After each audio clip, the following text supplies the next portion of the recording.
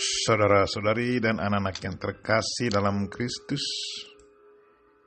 dari Novisiat SVD Kuburuteng Manggarai Flores NTT, saya Pastor Freddy Zahadin SVD menyampaikan ucapan selamat jumpa lagi lewat siraman rohani. Hari ini Rabu 8 Juli 2020. Kita Injil hari ini diambil dari Matius bab 10 ayat 1 sampai 7. Kita diingatkan bahwa setiap panggilan punya konsekuensinya.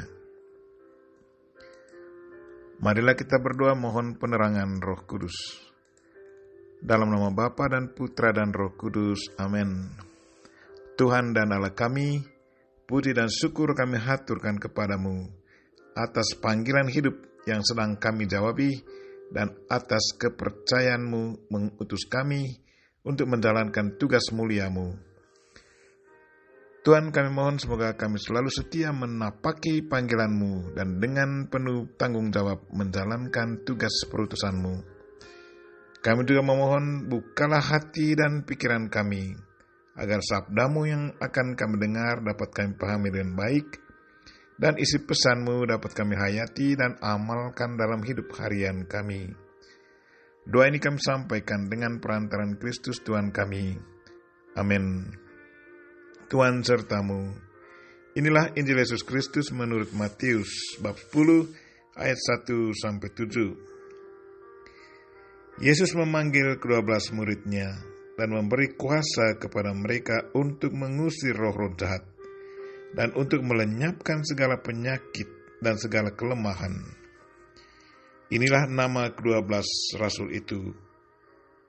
Pertama, Simon yang disebut Petrus dan Andreas saudaranya, dan Yakobus anak Zebedeus, dan Yohanes saudaranya, Filipus dan Bartolomeus, Thomas dan Matius pemungut cukai, Yakobus anak Alfeus dan Tadeus, Simon orang Zelot, dan Yudas Iskariot yang mengkhianati dia.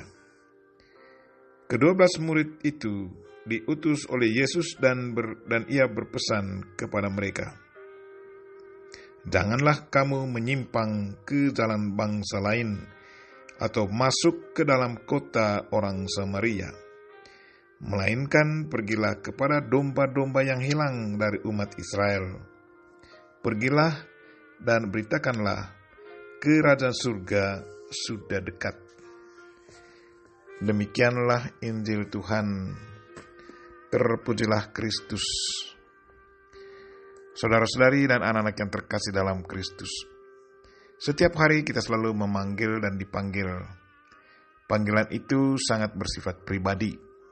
Kita dipanggil dengan menggunakan identitas pribadi kita, yaitu dengan menyebut nama kita.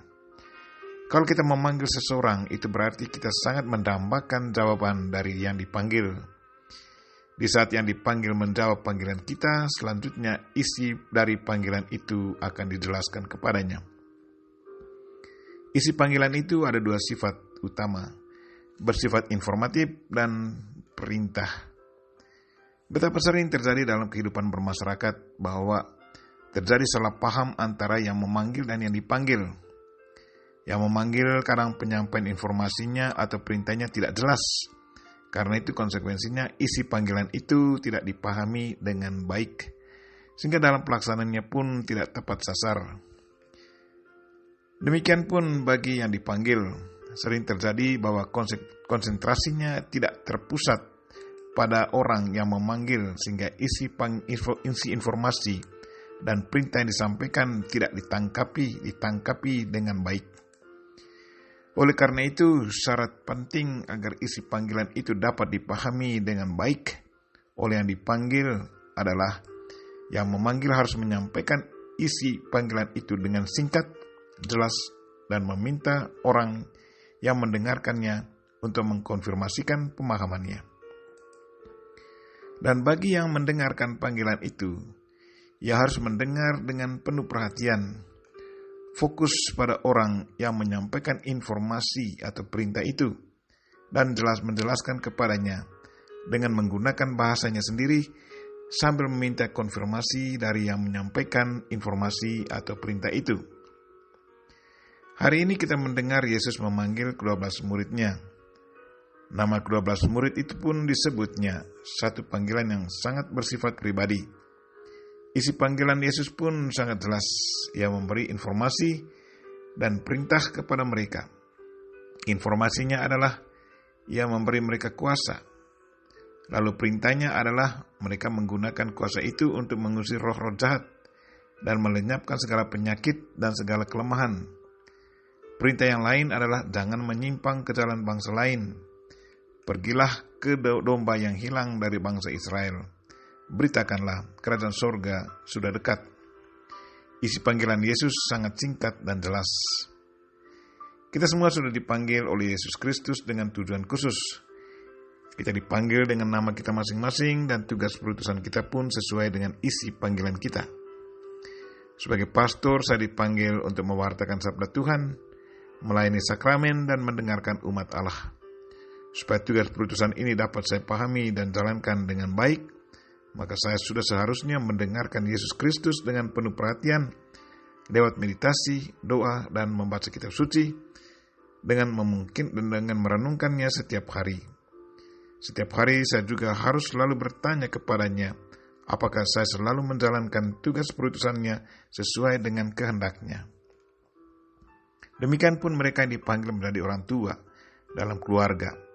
Apakah mereka selalu menjalankan tugas perutusan dengan berlandaskan cinta kasih, saling menghargai, memuji, dan terbuka antar sesama dalam keluarga, serta selalu siap berkorban demi kehidupan keluarga? Bagi mereka yang dipanggil menjadi dokter, guru, pengusaha, apakah Anda selalu menjalankan tugas itu atas dasar nilai-nilai Kristiani? Setiap panggilan ada konsekuensinya. Sekali kita menjawab panggilan itu, kita harus siap menjalankannya dengan penuh tanggung jawab. Dalam pelaksanaannya pun kita harus menjalankannya sesuai dengan kehendak dari Dia yang memanggil dan mengutus kita.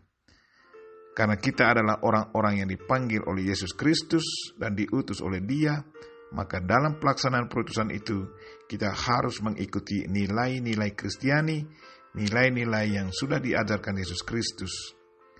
Supaya tugas dan pelayanan kita berkenan kepadanya, maka kita harus selalu berdoa, harus selalu berkomunikasi dengan Tuhan, memohon tuntunan dan bimbingan Roh Kudus. Roh Kudus sudah ditugaskan Bapa untuk mendampingi kita agar kita selalu berkata benar dalam tugas pelayanan kita. Kita juga memohon Bunda Maria untuk mendoakan kita. Amin. Marilah kita mohon berkat Tuhan. Tuhan sertamu. Semoga Allah yang Maha Kuasa dan Maha Kasih melindungi, membimbing, dan memberkati saudara dan orang-orang yang kita doakan pada hari ini, secara khusus saudara-saudara kita yang lagi sakit. Bapa dan Putra dan Roh Kudus. Amin.